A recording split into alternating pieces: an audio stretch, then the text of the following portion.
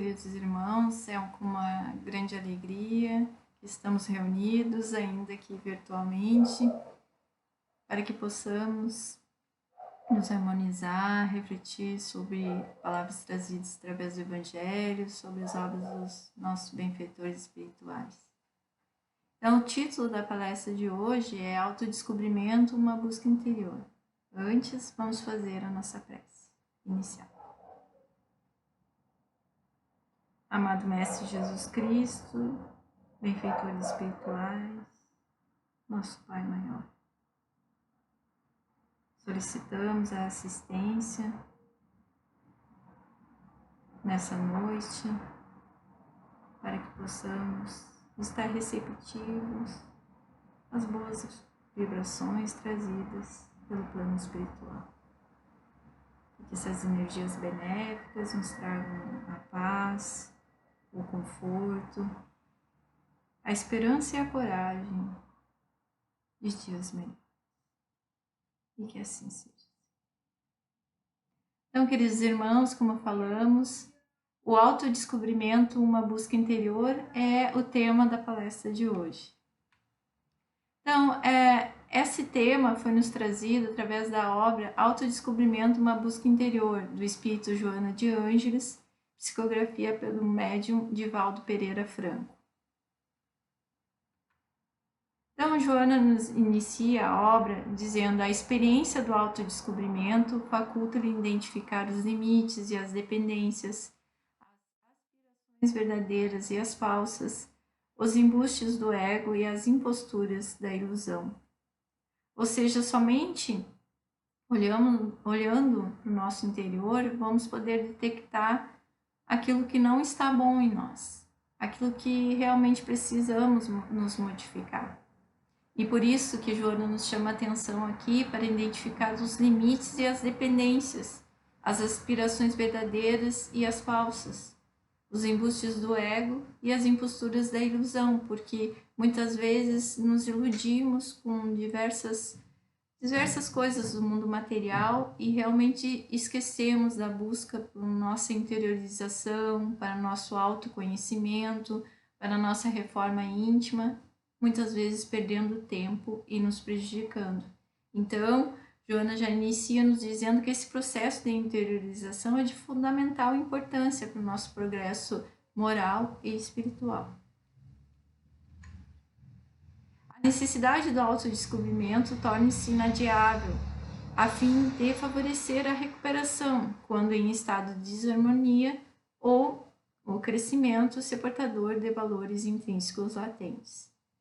Ou seja, quando estamos melancólicos, tristes ou passando por um processo de sofrimento, esse processo de interiorização, de autodescobrimento é fundamental para conhecermos nossas potencialidades, para conseguir desenvolver, melhor dizendo, essas potencialidades e também favorecer a nossa recuperação, porque se temos alguma coisa que realmente, intimamente está nos incomodando e que não procuramos parar para refletir sobre isso, vai se tornando como se fosse uma bola de neve, até que realmente ocorra ou por um estado de doença ou uma dor maior que faça realmente nós pararmos para refletir e nos interiorizar. Então, chama a atenção, Joana, aqui, que para favorecer a nossa recuperação, quando em estado de desarmonia, é fundamental pararmos para refletir e fazer esse processo de autoconhecimento, de autodescobrimento, para assim achar as soluções que são necessárias para modificarmos essa realidade. E também o crescimento, porque todos nós temos em nosso interior potencialidades que muitas vezes, devido ao dia a dia, à sobrecarga de trabalho, ou muitas vezes por não ter o hábito da reflexão, deixamos de passar apercebido, né, de se aperceber dessas potencialidades que trazemos, né? Jesus nos disse que nós temos a centelha divina, somos centelha divina, então, para que possamos acessar essa centelha divina que habita em nós, temos que fazer esse processo de interiorização para favorecer o nosso crescimento. No Livro dos Espíritos, trazemos aqui a questão 909. em que é perguntado aos espíritos: poderia sempre o homem, pelos seus esforços, vencer as suas más inclinações? E os espíritos respondem: sim, e frequentemente fazendo esforços muito insignificantes. O que lhe falta é a vontade. Ah, quão poucos entre vós fazem esforços. Então, no primeiro momento, quando os espíritos nos dizem que quão pouco de nós né, fazemos esforços e que a nossa vontade é fraca, né? Muitas vezes nos deparamos que essa possibilidade de domar nossas más inclinações é possível e realmente nossa vontade muitas vezes é fraca, não é determinada.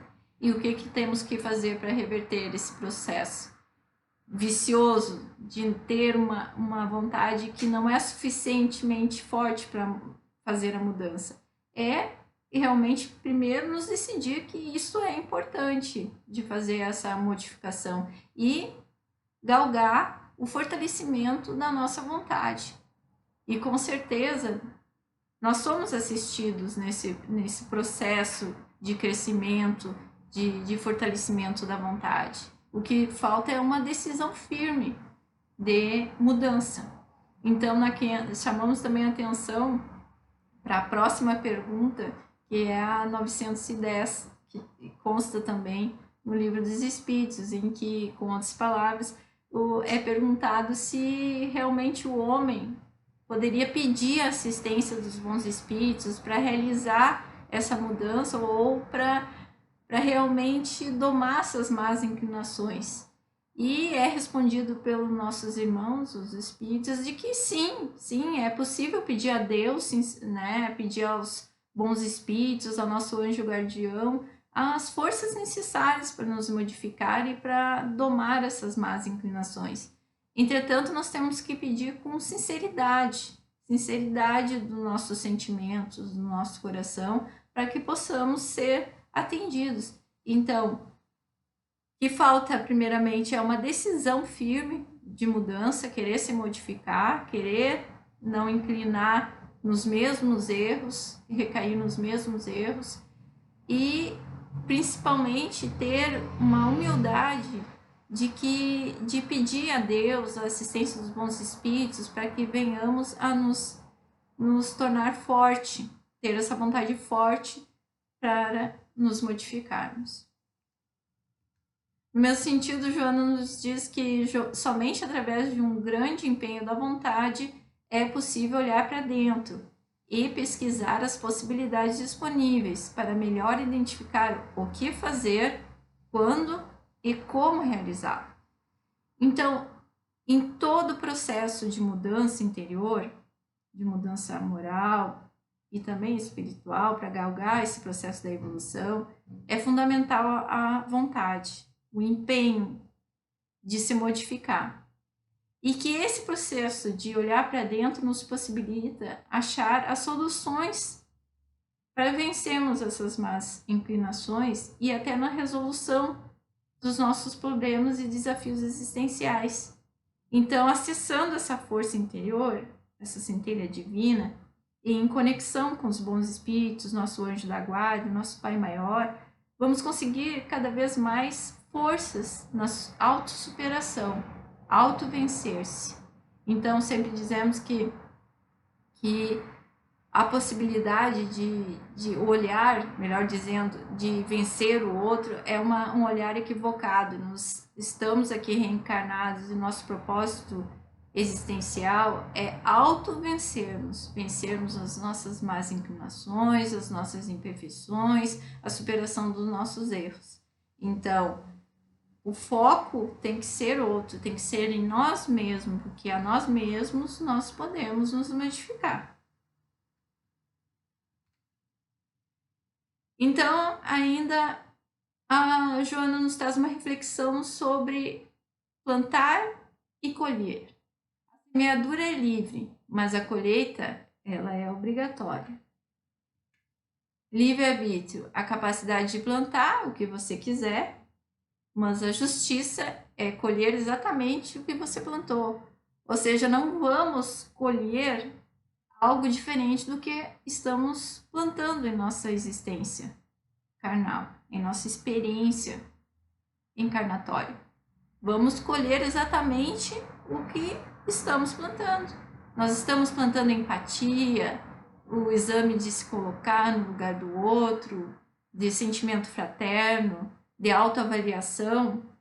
Estou com uma atitude que é mais positiva ou mais negativa diante não só de mim mesmo, diante da vida, da existência, dos meus irmãos, das pessoas que convivem comigo. Eu estou tendo uma postura positiva, né? Eu sou uma pessoa que agrega, que faz a diferença para melhor, ou o contrário. Então, essa semeadura e a colheita, ela é totalmente determinante para o nosso progresso. O que estamos plantando, colheremos. Assim, Joana nos traz uma fatalidade inevitável. A colheita dar-se-á de acordo com a sementeira. Isso é inevitável. Vamos colher aquilo que estamos plantando.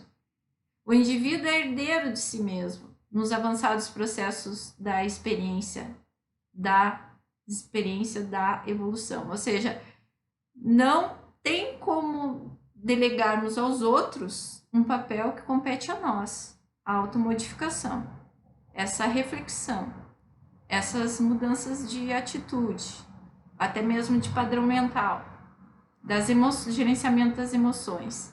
Tudo é determinado de acordo com o que estamos reagindo e agindo. Dispondo do livre-arbítrio, ele trabalha em favor da rápida ou lenta ascensão conforme o comportamento em que se entrega. Ou seja, se vamos evoluir rapidamente ou lentamente, se esse processo de amadurecimento espiritual ou até moral, psicológico, ele vai se dar rápido ou lento, quem vai determinar somos nós mesmos, através do nosso livre-arbítrio. A evolução ocorre através de vários e repetidos mecanismos de erro e acerto, desde os primeiros passos até a firmeza de decisão e de marcha. Quando erra, repara. Quando acerta, cresce. Então, que Joana quer nos dizer que esse processo de ascensão, de evolução, faz parte, o erro e o acerto. O importante é não nos solidificarmos no erro, não nos acomodarmos no erro, mas sim ver cada erro como uma experiência e procurar se retificar. Assim, quando erra, o espírito repara, e quando acerta, ele cresce. Quão libertador quando aprendemos com os nossos erros e nos esforçamos para não repeti-los. Isso nos dá um crescimento, não só psicológico, mas espiritual, né? Então, esse esforço perene, constante, essa persistência que vai fazer o nosso processo evolutivo ser galgado. Então, Dalai Lama nos traz um pensamento muito interessante e verdadeiro. É muito melhor perceber um defeito em si mesmo do que dezenas no outro. Simplesmente pelo fato que o seu defeito você pode mudar. Ou seja, nós temos que dedicar mais tempo a examinar os nossos defeitos, as nossas imperfeições, para que possamos dedicar mais tempo também para modificá-los. Simplesmente pelo fato que o defeito dos outros irmãos ou irmãs, nós não vamos poder modificar. Por mais que muitas vezes amamos esses irmãos e essas irmãs. O que podemos, se esse irmão e se essa irmã estiver aberto, é auxiliá-lo nesse processo de mudança. Fazendo como? Dando o conforto, dando o apoio, o sentimento fraterno, a amorosidade. Isso vai suprir ele de energias positivas para ele realizar a própria mudança, né? Assim, o contrário é verdadeiro. Quando somos apoiados, quando agem com amorosidade, com compaixão conosco, temos mais energia positiva para realizar nosso próprio processo de mudança. Assim, o que Dalai Lama diz é muito verdadeiro, que podemos modificar a nós mesmos. Aqui, Joana nos traz requisitos muito interessantes para a mudança, ou seja, de maneira muito didática. Requisitos para o êxito do autodescobrimento e, consequentemente, do processo de modificar. faz-se imprescindível alguns requisitos para que seja logrado o autodescobrimento com a finalidade de bem-estar e logros plenos. Primeiramente, a insatisfação pelo que se é, ou se possui, ou como se encontra. Ou seja, essa autoanálise de dizer, não, assim como eu estou agindo, não está bom. Eu não estou feliz na maneira como eu tenho me comportado, como eu tenho agido, não só em relação a mim, em relação às pessoas. Então, é necessário eu me modificar. Esse é o ponto 1, a insatisfação de estar agindo como se está agindo. Depois, o desejo sincero da mudança. Eu quero me modificar, não quero mais viver com essa sensação de erro, de culpa, de desacerto. Eu quero agir corretamente comigo mesmo e também em relação aos outros. Persistência no tentame. Por que persistência na tentativa? Porque obviamente que não vamos decidir hoje ter determinada virtude ou não recorrer no mesmo erro e já amanhã já somos outra pessoa, outro espírito, outro indivíduo. Não, nós vamos ter que ter essa vigilância, orar e vigiar, para não recair no mesmo erro e a persistência da mudança e da aquisição dessas novas virtudes que tanto almejamos. Então, essa persistência que está interligada com a vontade é fundamental para realizarmos esse processo de aquisição de virtudes e libertação das nossas imperfeições, dos nossos defeitos. A disposição para aceitar-se e vencer-se. Ou seja, por que é importante a autoaceitação? A autoaceitação não é essa, eu sou assim, como diz aquele ditado, eu sou assim, eu vou morrer assim, e me aceito como eu sou. Não. Significa esse aceitar-se é que ter consciência das nossas imperfeições, humildemente olhando o quanto a gente ainda tem que trabalhar pelo nosso melhoramento, mas aceitando-se com suas virtudes e suas imperfeições, mirando, objetivando a melhora. Ou seja, auto-vencer-se é fundamental. Nos conhecermos com todas as nossas virtudes, as nossas imperfeições, primando sempre para nos tornar melhores do que somos hoje. A capacidade de crescer emocionalmente. Não tem como crescermos e evoluirmos sem crescer emocionalmente. A emoção e o pensamento está totalmente interligado com esse processo de autodescobrimento e crescimento emocional e espiritual. Aqui, Joana nos chama a atenção sobre a interação espírito e matéria. A harmonia entre o espírito e a matéria deve viger a favor do equilíbrio do ser, que desperta para as atribuições elevadas da vida, dando um rumo correto e edificante à sua reencarnação. É de fundamental importância ter essa harmonia entre o espírito e a matéria, porque qualquer alteração num vai refletir no outro. Ou seja, se não estamos bem emocionalmente, senão vai afetar a nossa matéria e, por consequência, o nosso espírito. Tudo que ocorrer na matéria vai afetar o nosso emocional, a nossa mente e o nosso espírito. Se não estamos bem espiritualmente, também vai afetar a nossa matéria, nosso emocional e, por consequência, a harmonia entre eles estará afetada, ou seja, estaremos em desarmonia. Nesse sentido, desse modo, são muitos os efeitos perniciosos no corpo causados pelos pensamentos em desalinho, pelas emoções desgovernadas, pela mente pessimista, inquieta, que afetam a aparelhagem celular. Isso é de fundamental importância, estarmos atentos aos sinais do desequilíbrio emocional, do pensamento recorrente pessimista, porque isso vai afetar a nossa matéria, vai afetar o nosso equilíbrio, não só no que diz respeito ao funcionamento da matéria, mas também falando do equilíbrio espiritual. E essa interação que existe entre espírito e matéria, se ocorre o contrário, também é verdadeiro. Se estamos com a mente pacificada, nossos sentimentos equilibrados, essa interação espírito-matéria vai estar fluindo de maneira equilibrada. O pensamento salutar e edificante flui pela corrente sanguínea como tônus revigorante das células, mantendo-as em harmonia. Ou seja, somos energia, nosso pensamento é energia. E o que Joana está nos chamando a atenção, que se tivermos pensamentos edificantes, procurar substituir pensamentos que são perniciosos, que são pessimistas, que são desesperançosos, para pensamentos que são voltados para o bem, que são edificantes, que são pensamentos salutares, que são otimistas, esperançosos, essa energia benéfica vai fluir pela nossa corrente sanguínea e vai afetar beneficamente as nossas células, fazendo com que elas tenham uma harmonia no seu funcionamento.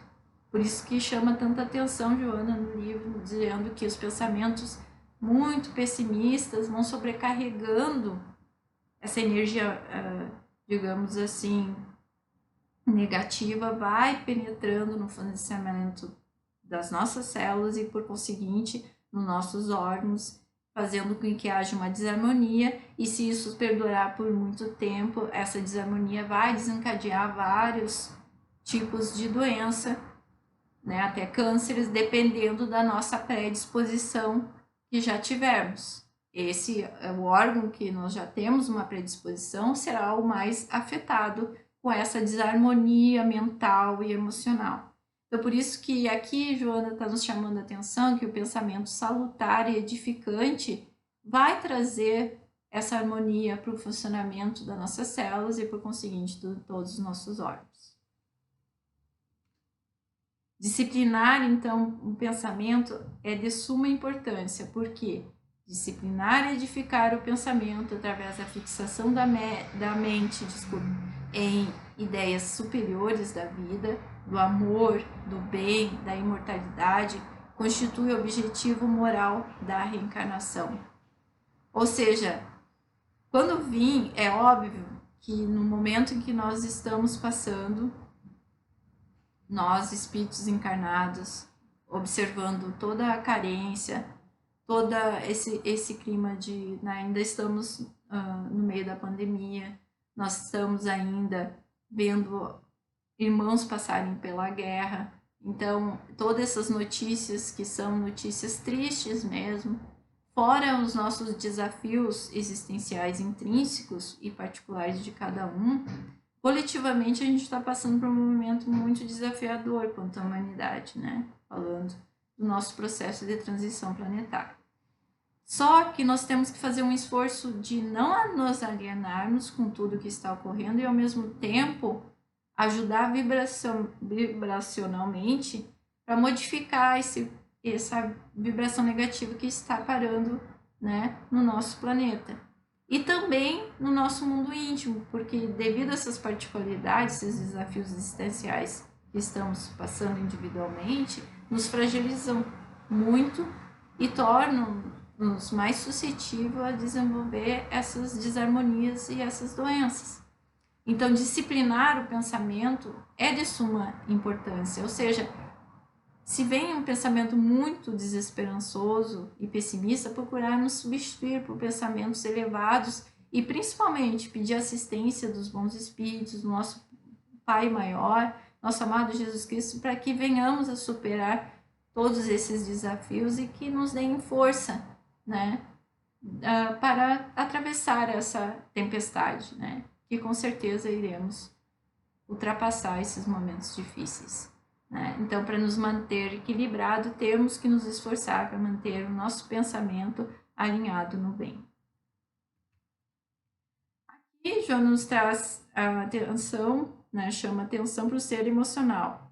Sendo um ser emocional na natural escalada para os níveis da consciência lúcida, é justo examinar-se. Como se reage diante de si próprio? Qual a conduta em referência ao próximo? De que forma desenvolver os valores íntimos em relação a si e os demais, fazendo-se doador, livre de exigências? Ou seja, é fundamental essa autoanálise para vermos como estamos reagindo diante de nós mesmos, ou seja, frente aos desafios, frente àquilo que não achamos que não está bom em nós, e frente também como a gente reage em relação aos outros, porque a vida é feita de surpresas, não, muitas vezes não muito agradáveis, e nós somos testados, como que vamos reagir diante, né, desse novo problema, um novo obstáculo que surge. E isso depende muito da vigilância, né, de orar e vigiar, da vigilância de não termos uma reação desproporcional diante daquilo que temos que ultrapassar. Então, de que forma desenvolver esses valores íntimos em relação a si e aos demais? Fazendo-se doador livre da exigência, ou seja, nós temos que ver através da instrução, de leituras edificantes, né, ouvir palestras e também diálogos que sejam edificantes para que esse processo se dê de maneira mais harmônica possível, né? Então, nós vamos tendo através da meditação, da oração, dessas conversas edificantes, dessas leituras edificantes, subsídios para que consigamos fazer esse processo de modificação e também para que tenhamos uma reação mais ponderada diante dos desafios existenciais. A emoção bem direcionada torna-se um dínamo e gerador de estímulos e forças para as realizações expressivas, ou seja, quando estamos bem emocionalmente ou quando conseguimos conectar com essas energias benfazejas, conseguimos uma força maior, uma força motriz que nos dá mais energia para realizarmos a luta do dia a dia. E temos, assim, mais esperança, tanto na nossa autossuperação, de nos tornarmos indivíduos melhores, quanto na superação dos obstáculos. Então, ter um pensamento equilibrado e uma emoção equilibrada é fundamental para que tenhamos uma energia motriz suficientemente forte para auto-vencermos e vencer esses desafios. A oração e meditação é nos trazido por Joana como uma ferramenta super importante nesse processo de interiorização, de reforma íntima e de superação. Recorrer à oração sustentando o espírito e refrigerando-se na paz. Meditar em silêncio a fim de absorver a resposta divina e capacitar-se para alcançar as metas essenciais da existência. Preservar a paz, mesmo que a alto preço, estimulando-a em todos os cantos, todos quantos o cercam. Então, preservar a paz, mesmo a alto preço, estimulando-a em todos quantos o cercam. Assim, como se não estamos bem, estamos nervosos, inquietos, nós propagamos isso para aqueles que nos cercam. O contrário também é verdadeiro. Se estamos pacificados, ou seja, em paz, em harmonia, nós refletimos essa energia para aqueles que nos cercam da mesma forma. Então, quanto mais buscarmos a oração e a meditação para nos reequilibrarmos, mais vamos ter esse potencial de nos manter equilibrado diante todas as dificuldades que temos que superar, diante também das nossas próprias imperfeições, e porque isso vai nos pacificar, vai nos revigorar nossas energias e vamos, através da oração, nos conectar com os benfeitores espirituais, com o nosso Pai Maior, tendo assim mais subsídio para realizar esse processo de modificação. Resignação atuante. Joana nos traz aqui uma atenção, né, uma chamada em relação à resignação que deve ser atuante, operante. A resignação deve ser um estado de aceitação da ocorrência, dor sem revolta, porém atuando para erradicá-la. O indivíduo confunde resignação com indiferença pela própria realização espiritual. Ou seja, não podemos confundir a resignação com a acomodação.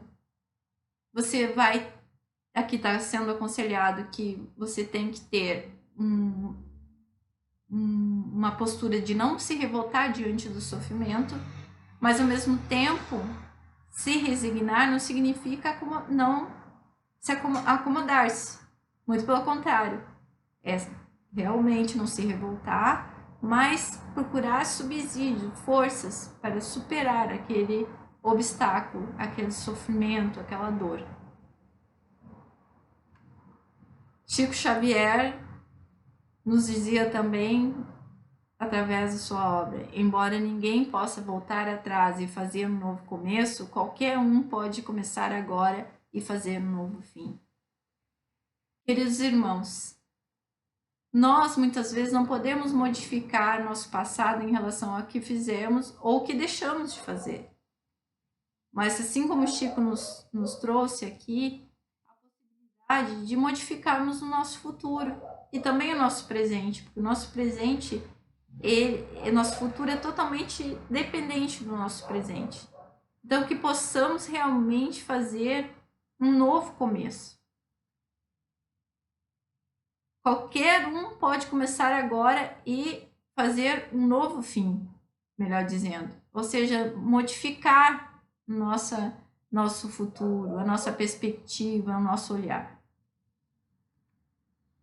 A luta e o crescimento interior. A luta fortalece o caráter e capacita o ser para os contínuos desafios que lhe facultam o crescimento interior. Nada ocorre na vida por acaso ou descuido da consciência cósmica. Primeiramente, a luta fortalece o caráter e capacita o ser para os contínuos desafios. Claro que quando estamos sofrendo e tendo uma dor, né, psicológica, moral, óbvio que não queremos passar por aquilo. Não queremos ter que superar aquele sofrimento. Mas através dessa experienciação da dor, do sofrimento, é que nos torna forte, é que realizamos nosso processo de aprendizagem aqui na Terra, porque ainda no nosso nível evolutivo ainda é necessário o sofrimento para que venhamos a fazer o processo de despertamento espiritual. Dia chegará, com a graça do nosso Pai, que não será mais necessário passarmos por esses sofrimentos em que estamos passando, em que já teremos galgado, né, uma iluminação espiritual em que o crescimento se dê só pelo amor e não pela dor. Mas enquanto estamos aqui, vamos procurar aprender com o sofrimento, com a dor, porque isso vai nos tornar forte e também evoluiremos de maneira a não recorrer nos mesmos erros. Nada ocorre na vida por acaso ou descuido da consciência cósmica, ou seja, tudo que ocorre na nossa vida, queridos irmãos, nós sabemos que há um propósito divino. E muitas vezes não é que Deus quis que fosse assim, nós estamos colhendo o que nós plantamos, tanto coletivamente falando quanto individualmente. Então, na verdade, o processo de reparação dos nossos erros se dá assim. O que temos que fazer é, como Joana ali comentou, né, anteriormente, é não nos revoltarmos e tentar amadurecer nesse processo da superação das nossas imperfeições e dos desafios existenciais.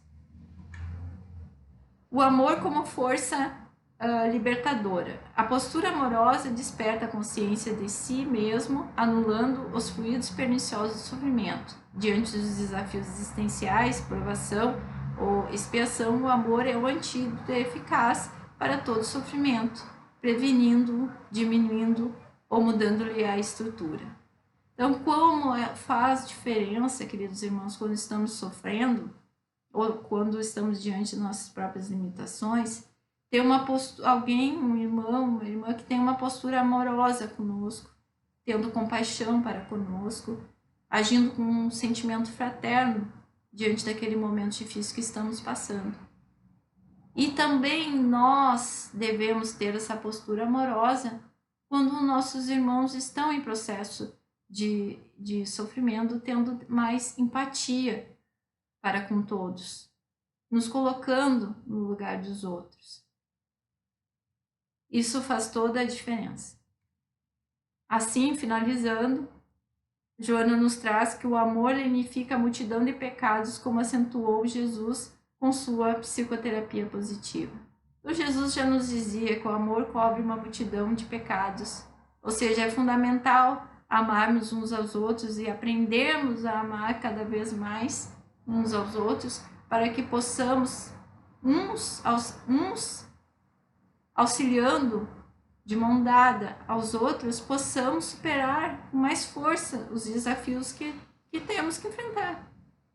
Então, somente o amor poderá nos dar força para nosso próprio processo de mudança, como auxiliar nos demais que assim o quiserem, no processo de mudança deles, irmãos ou irmãs. E por isso que no próprio Evangelho, no capítulo 6, item 5, é nos chamado a atenção de que espírita, amai-vos, este é o primeiro ensinamento. Instruí-vos, este é o segundo. Não é por acaso que é nos dito para amarmos uns aos outros, em primeiro lugar, que é o primeiro ensinamento, e depois nos instruir.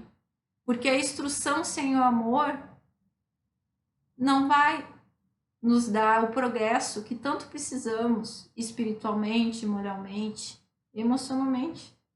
Somente quando aprendermos que o amor e essa compaixão uns pelos outros é que nos levará a galgar esse processo evolutivo que tanto almejamos, a ter essa paz de espírito que tanto almejamos. E assim, ajudando uns aos outros, procuraremos sim nos tornar mais irmãos e mais fraternos. Então, queridos irmãos, diante do tempo, vamos encerrando a nossa palestra com uma oração. Ó Pai misericordioso, de paz e de amor, agradecemos a assistência recebida